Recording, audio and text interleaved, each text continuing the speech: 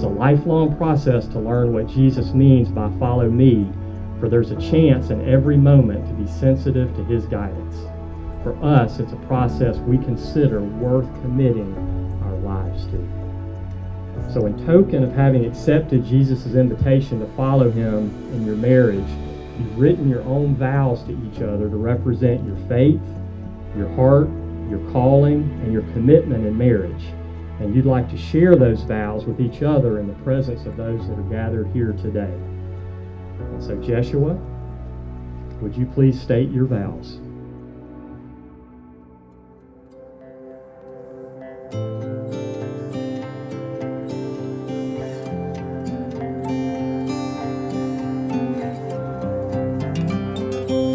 One day, a couple weeks into our friendship, you and I decided to set up our hammocks and read books for a while. I think we both knew that we would not be reading books for very long, as we soon closed them and began talking. As you always do, you began asking some thought-provoking questions, one of which was, what is one of your biggest dreams? You emphasized that I could not give you an answer that was limited by realistic standards. You required that it be a bizarre, uncensored aspiration. After some thought, I concocted what seemed to be my most unrealistic dream at the time. I answered, I want to write a book. You replied in confusion with compliments on my writing skills and cognitive abilities, and finally prodded further, why do you think that is an unrealistic dream? I simply replied, it's not about writing a book. Anyone can write a book. The impossible part is thinking of a story that has not yet been written. And I often feel like there are just no new stories left to be told. This unspoken realization hit me. I was quite literally looking at my new story. I promised that I will trust Jesus, our story's author, for he writes stories worth reading, and he not only creates his characters, but he knows their inward beings and equips them for mighty things. He not only writes their stories, but he walks it with them. So, Jeshua Moore, I promise to commit my love to you afresh every day, no matter the cost, as we commit ourselves to the one who loved us first. I promise that I will not merely strive to live happily ever after, but will rather give all my efforts to live radically, selflessly, ambitiously, graciously, joyously, and lovingly ever after. If that is the end of our story, we will surely live it happily. This is a story worth living. I love you.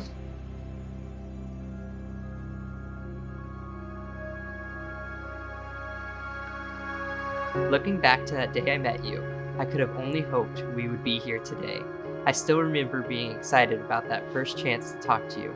Honestly, you were stunning, and I couldn't help but notice how beautiful you were.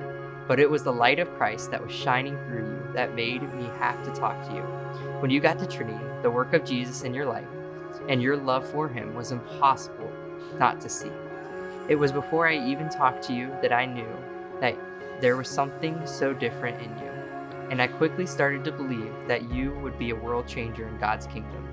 After the first 2 conversations, I told my mom I wanted to marry you.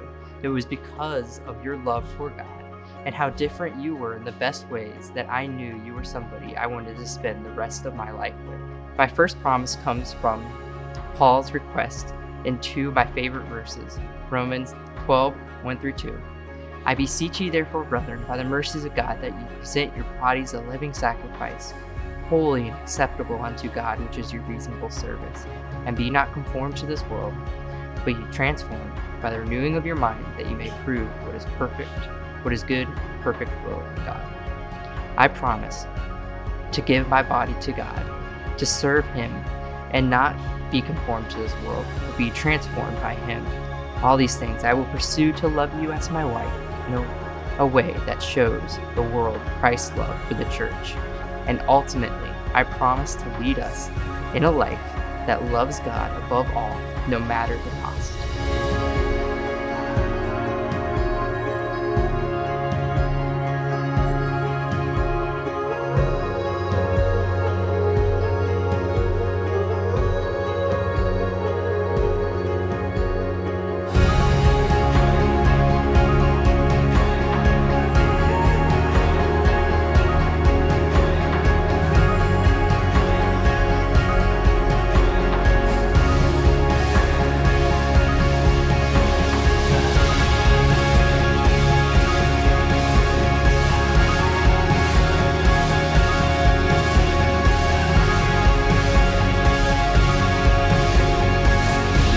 Reverence for the commitments you've made to each other, and by virtue of the authority vested in me, I pronounce that you are husband and wife.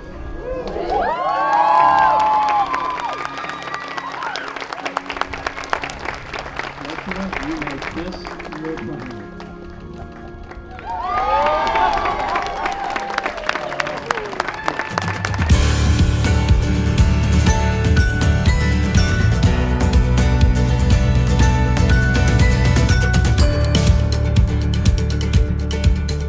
In the wake of every heartache, in the depth of every fear, there were diamonds, diamonds, waiting to break out of here. We're the fire from the sun, we're the light when the day is done.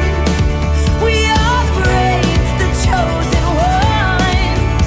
We're the diamonds, diamonds, rising up out the dust,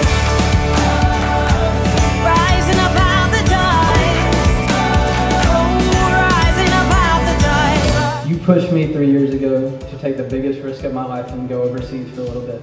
And because of that, I am forever a changed man today. And in front of everyone, I want to say thank you. I want you to know just how happy I am to know for a fact you're spending the rest of your life with the love of your life. Not only that, but you're spending the rest of your life with someone who will constantly point you to Christ, push you to be the best you can be, and love you every step of the way. If you know me, I'm a storyteller at heart. And I like to think that God's a storyteller at heart too, because His Word is filled with stories. And stories hold meaning for Kaitlyn too. Ever since she was very young, and we would read together in the corner of her room. A very special little girl, and the joy and the privilege that it's been to watch it all unfold. You've taken down so many others. Oh, but you'll know my name when you see that in these ashes I'm stronger still. You'll learn to feel my pain, yeah you will.